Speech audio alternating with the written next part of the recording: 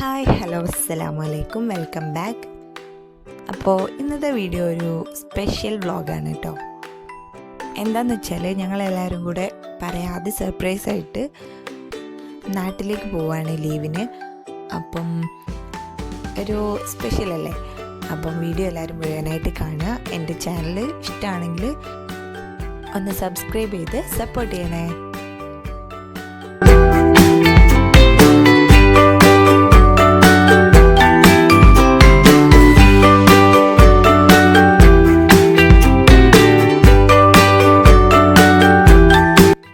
അങ്ങനെ ഞങ്ങൾ രാവിലെ ഒരു ഏകദേശം 6 മണിക്ക് എഴുന്നേറ്റു. 10:45 ഫ്ലൈറ്റ്. അപ്പോൾ ഒരു 8 മണിയൊക്കെ ആകുമ്പോഴത്തേന് എയർപോർട്ടിലേക്ക് ഇറങ്ങാൻ വേണ്ടി റെഡി ആയിട്ട് നിൽക്കുകയാണ്.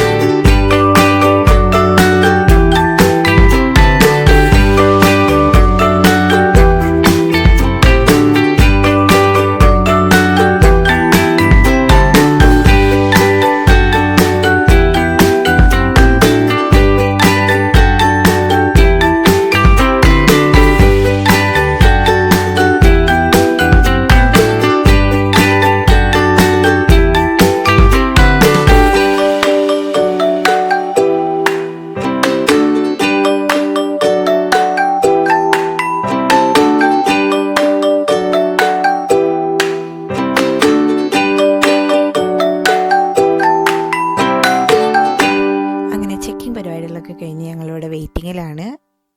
ഫ്ലൈറ്റ് എടുക്കാൻ ഇനിയും ടൈമുണ്ട്. പിന്നെ ഈ ട്രാവൽ എനിക്കും മുത്തോനും വളരെ സ്പെഷ്യലാണ്. കാരണം ഒരു 3-4 വട്ടം ഞാൻ പോയിട്ടുണ്ട്, പക്ഷേ ഇതുവരെ ഞാനും മുത്തും ഒരുമിച്ച് പോയിട്ടില്ല. അപ്പോൾ ആ ഒരു എക്സൈറ്റ്മെൻറ്റ് എനിക്കും മുത്തോനും ഉണ്ട്. ഭയങ്കര ഹാപ്പിയാണ്.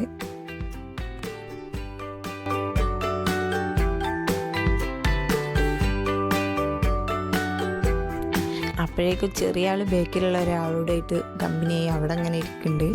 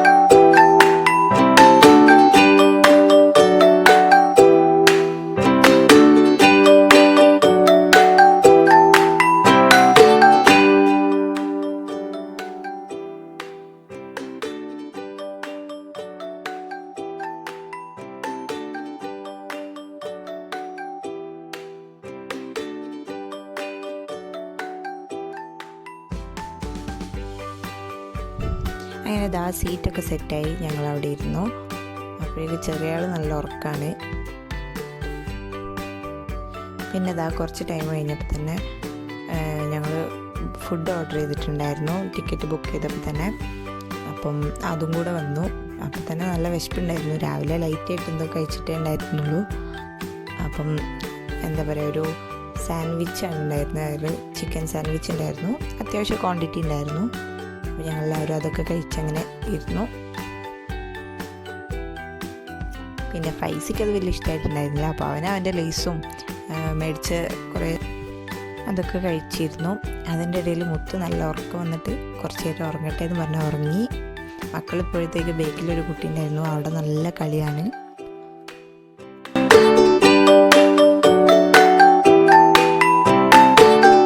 പിന്നെ ദാ ഏകദേശം പച്ചപ്പ് കാണാൻ തുടങ്ങി. ഇത്ര നേരം മരുഭൂമിയും കടലും തന്നെ ആയിരുന്നു. അപ്പോൾ ഇപ്പോഴാണ് പച്ചപ്പ് കാണാൻ തുടങ്ങിയത്. അപ്പോൾ ഒരു സമാധാനം. അതിൻ്റെ ഇടയിൽ ഫ്ലൈറ്റ് ഒന്ന് ഷെയ്ക്കായിട്ടുണ്ടായിരുന്നു.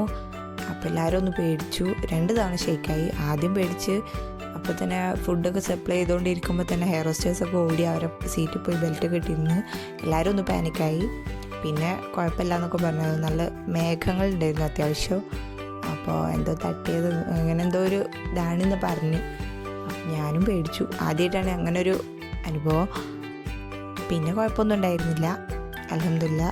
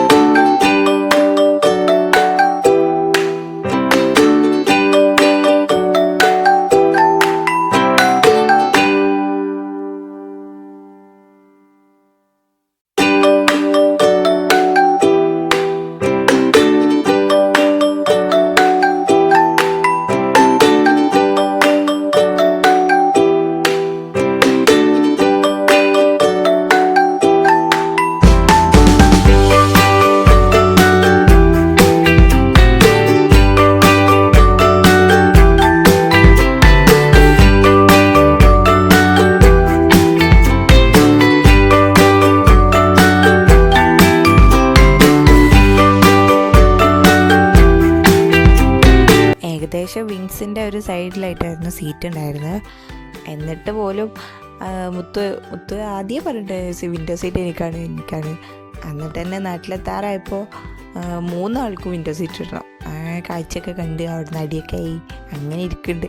ചെറിയ ആൾ എന്താ അറിഞ്ഞില്ല, ഇരുന്ന് അങ്ങനെ നോക്കുന്നുണ്ട് ഇതെന്ത് സംഭവം, എവിടെ എത്തിയേ. അവൻ കയറുമ്പോൾ ഫ്ലൈറ്റ് കയറുമ്പോഴൊക്കെ ഉറക്കമായിരുന്നു. പിന്നെ പകുതി ആയപ്പോഴാണ് അവൻ എണീച്ചത്. പിന്നെയാണ് അവൻ താഴേക്കൊക്കെ നോക്കുന്നത്. അപ്പോൾ ഒരു നല്ല എക്സ്പീരിയൻസ് ആയിരിക്കും അവനും.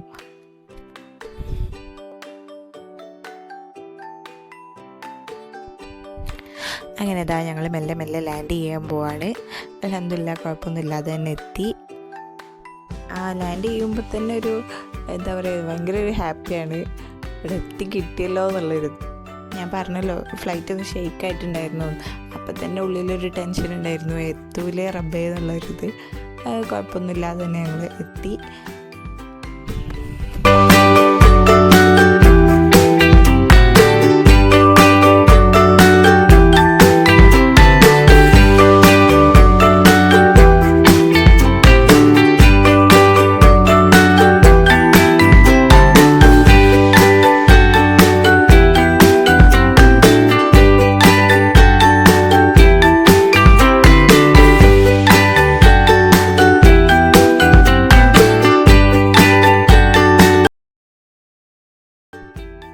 നാട്ടിലേക്ക് എത്തിയപ്പോൾ തന്നെ ഒരു മഴേൻ്റെതും ആ ഒരു ഫീലുണ്ടായിരുന്നു നന്നായിട്ട്. മഴ ഇങ്ങനെ ചാറിക്കൊണ്ടിരിക്കുന്നുണ്ടായിരുന്നു. മുത്തിന് ഭയങ്കര സന്തോഷമായി. മുത്തിന് മഴ ഭയങ്കര ഒരു മിസ്സിങ് ആണ് എപ്പോഴും. അവിടെ ദുബായിൽ നിന്ന് എപ്പോഴും പറയും മഴയൊക്കെ വേണം, മഴയത്ത് കളിക്കണം എന്നൊക്കെ. അപ്പം മഴ ഉണ്ടായിരുന്നു നന്നായിട്ട്.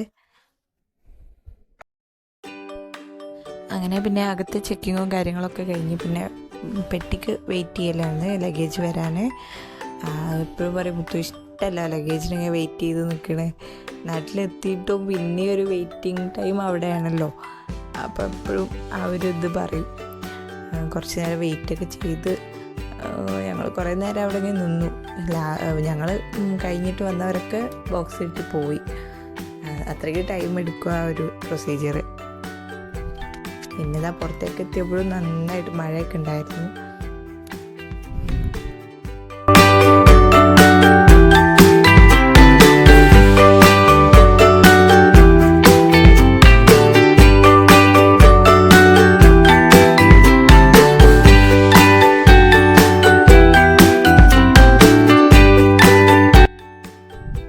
പിന്നെ ഞങ്ങൾ സർപ്രൈസ് ആണല്ലോ, അപ്പോൾ പിന്നെ ടാക്സി വിളിക്കാൻ വേണ്ടിയിട്ട് പോയിട്ടുണ്ടായിരുന്നു. അങ്ങനെ ടാക്സിയൊക്കെ കിട്ടി. നന്നായിട്ട് മഴയൊക്കെ ആസ്വദിച്ച് ഇങ്ങനെ പോവുകയാണ്.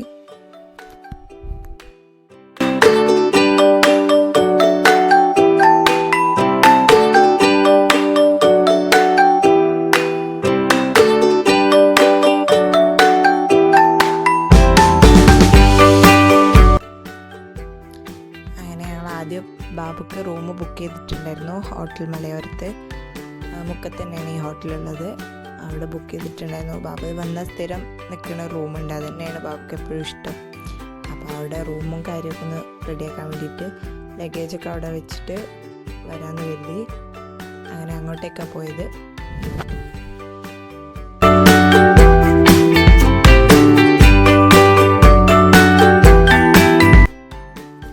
ഞങ്ങൾക്കുള്ള പോലെ തന്നെ സർപ്രൈസ് കൊടുക്കാൻ ബാബുക്ക് ഭയങ്കര ഇഷ്ടമായിരുന്നു.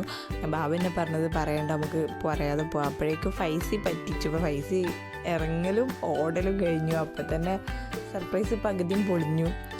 കണ്ട് ആ എക്സ്പ്രഷനൊക്കെ ഇവിടെ പോയി. പിന്നെ അവനെ കണ്ടപ്പോൾ പിന്നെ ഞങ്ങൾ കയറി ചെന്നു.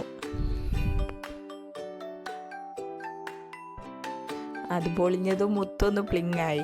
മുത്തും വിചാരിച്ചു എല്ലാവരും ഒരുമിച്ചൊന്ന് കയറി ചെല്ലുമ്പോഴുള്ള ഒരു ഇതാണ് വേണ്ടിയത്. അപ്പം അതങ്ങോട്ട് പോയി കിട്ടി.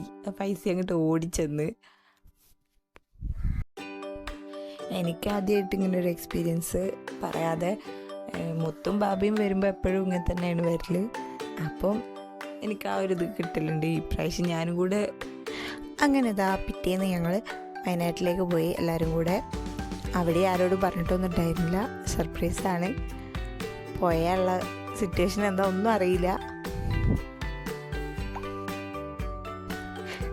എൻ്റെ വീട് വയനാടാണ്. അപ്പം വയനാട് കമ്പളക്കാട് എന്നുള്ള സ്ഥലത്താണ്. അപ്പം അങ്ങോട്ട് പോവുകയാണ്.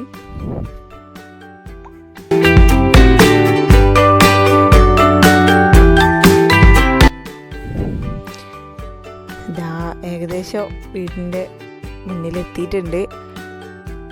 ആദ്യം ഫൈസി ഇറങ്ങി പോവാന്നാ പറയുന്നത്. ഫൈസി ഇറങ്ങലും ഓടലും കഴിയുന്നുണ്ട്. ഞങ്ങൾ പോയപ്പോൾ അവിടെ മുകളിൽ പണിയിലായിരുന്നു ഉപ്പച്ചും ഉമ്മച്ചൊക്കെ. അവരാകെ വണ്ടറടിച്ച് നിൽക്കുന്നുണ്ട്.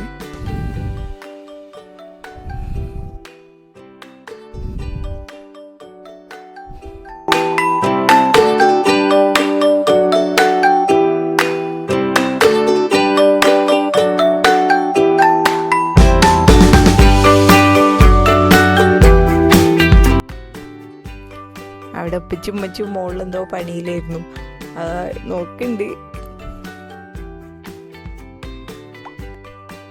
അപ്പോൾ സർപ്രൈസ് വിസിറ്റ് ഇവിടെ കഴിയാണ്. അപ്പോൾ അടുത്തൊരു വീഡിയോ ആയിട്ട് കാണുന്നവരേക്കും ഇൻഷാ അല്ലാ ബൈ ബൈ. എൻ്റെ വീഡിയോ ഇഷ്ടമാകുന്നുള്ളവർ സബ് ചെയ്യുക, ഷെയർ ചെയ്യുക, ലൈക്ക് ചെയ്യുക. അടുത്തൊരു വീഡിയോ ആയിട്ട് കാണാം.